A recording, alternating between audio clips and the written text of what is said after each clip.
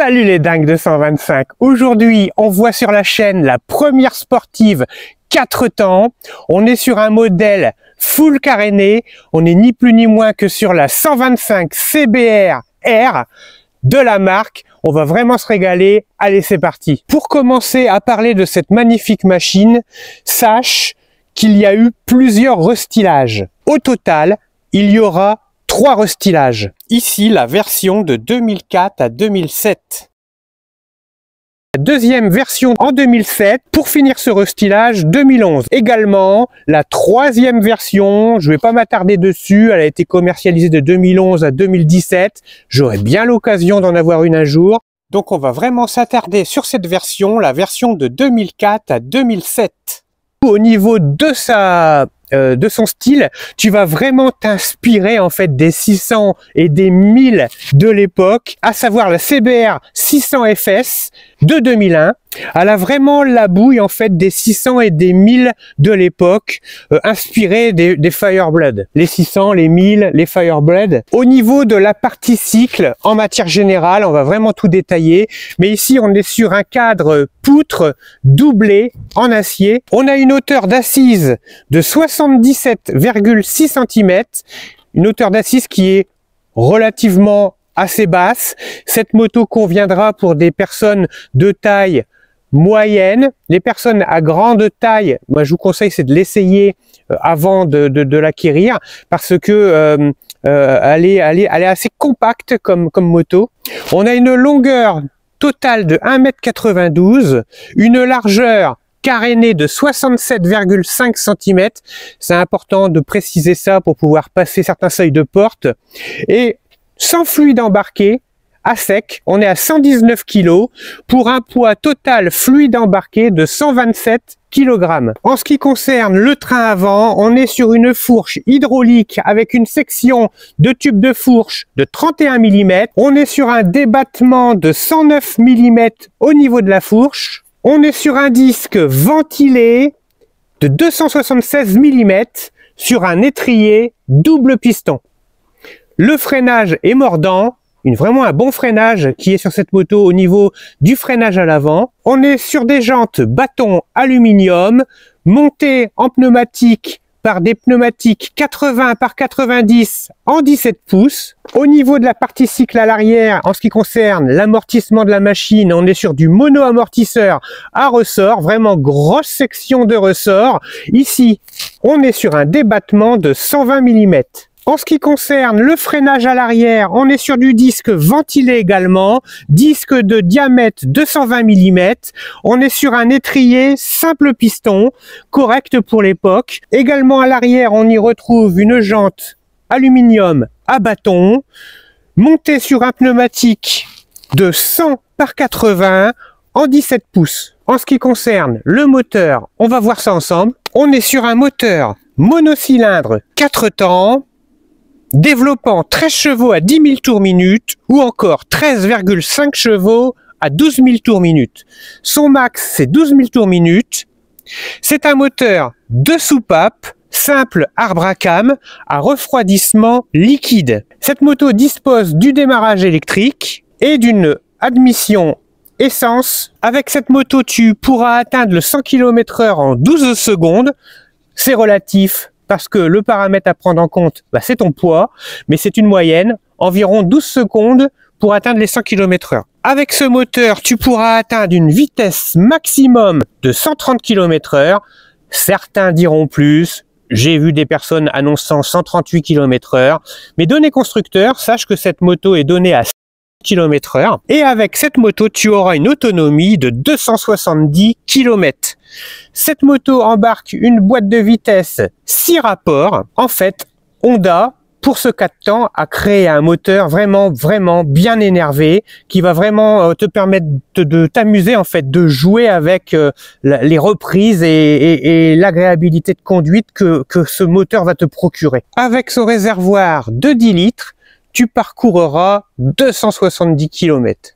Au niveau du poste de pilotage, on est sur un poste de pilotage guidon serré, bracelet, j'ai envie de dire, avec un mode d'affichage analogique. Compteur à l'ancienne, mais complet. On y retrouve toutes les indications primordiales au bon fonctionnement de la machine. Sur la droite, on y retrouve une jauge de température moteur et un compte-tours allant jusqu'à 13 000 tours minute.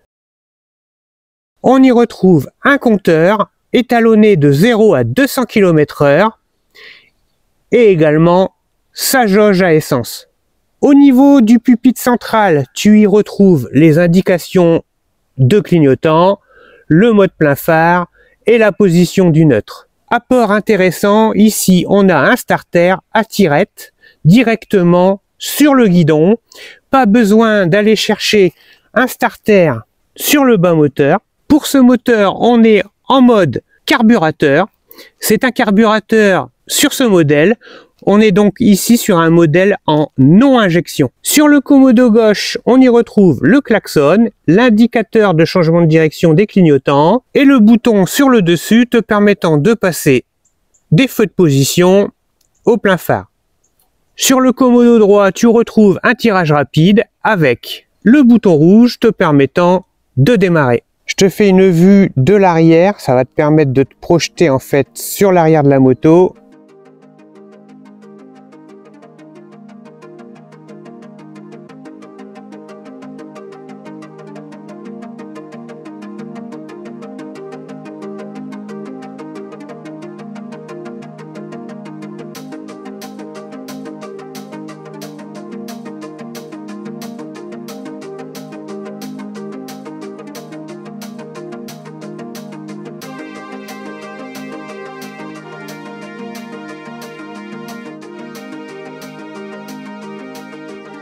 Également sa ligne épurée de sportive.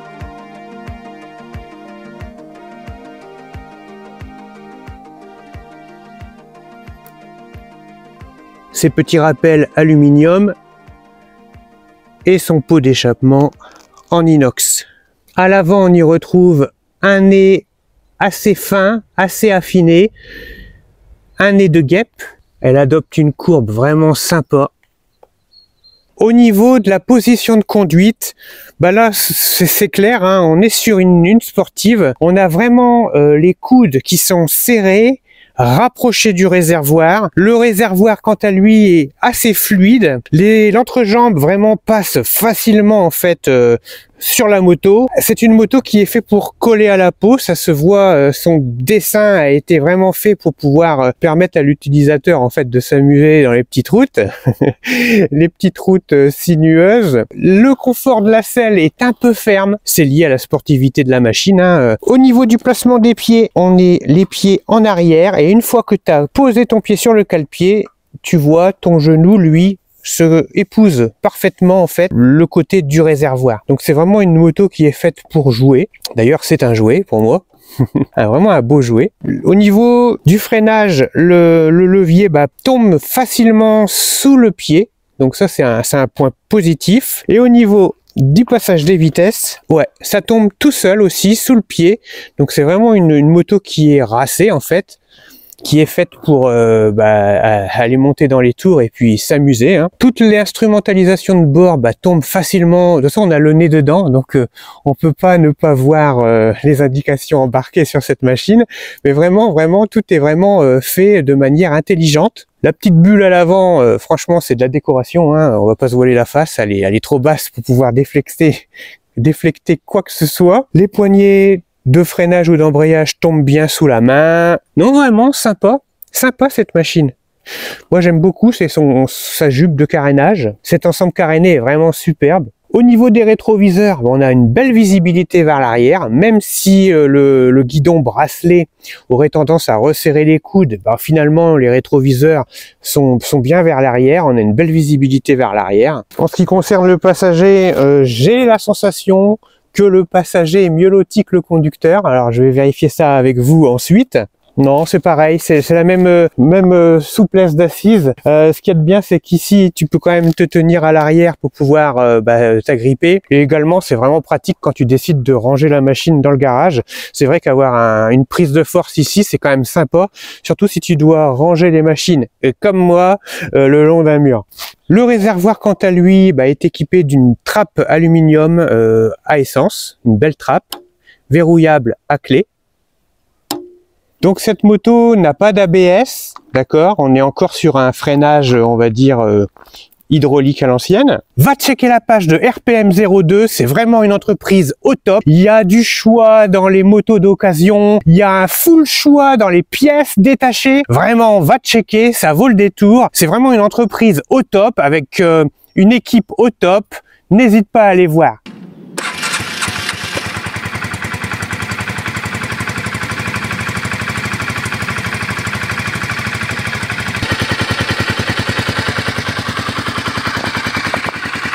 On va donner quelques petits coups de gaz.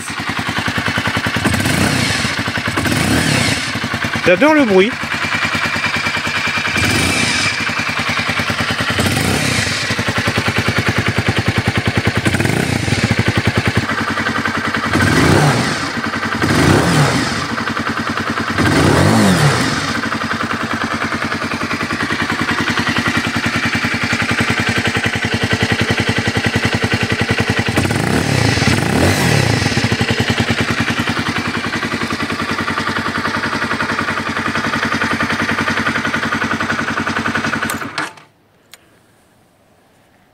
Je vais vous expliquer un petit peu ce que j'en pense, mes ressentis, tout ça.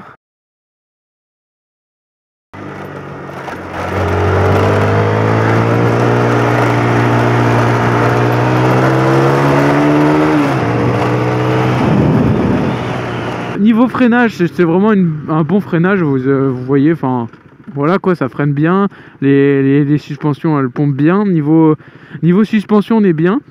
C'est peut-être une moto un petit peu petite aussi, suivant votre gabarit. Si vous êtes grand, essayez de trouver une moto un petit peu plus haute, parce que ça vous conviendra pas. Donc ce que je peux vous dire, c'est que c'est une moto qui est légère, déjà, donc elle va être très maniable. C'est pour ça que quand vous êtes jeune permis, ça va être très bien, vous voyez. C'est des petites roues, des roues peut-être un petit peu trop fines d'ailleurs. C'est peut-être ça aussi un petit inconvénient que j'ai oublié, des roues un petit peu fines. Une très bonne moto, pour les jeunes permis c'est vraiment très bien. Par rapport aux deux temps, ça consomme que dalle. Donc voilà, je pense que c'est à peu près tout ce qu'il y a à savoir, on va dire en point positif et négatif sur cette moto. J'ai rien de plus à vous dire. Niveau éclairage ça va, l'esthétique c'est pas trop mal. Vitesse de pointe, si vous voulez savoir un petit renseignement comme ça, avec celle-ci, le petit CBR 125 en vitesse de pointe, on arrive sur du plat à 120. Si vous êtes 2, 115. Et après en descente, avec celle-ci, j'ai réussi à monter à 130. Voilà.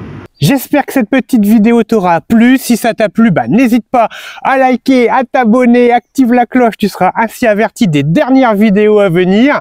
Moi, je te dis à très bientôt dans une prochaine. Bye!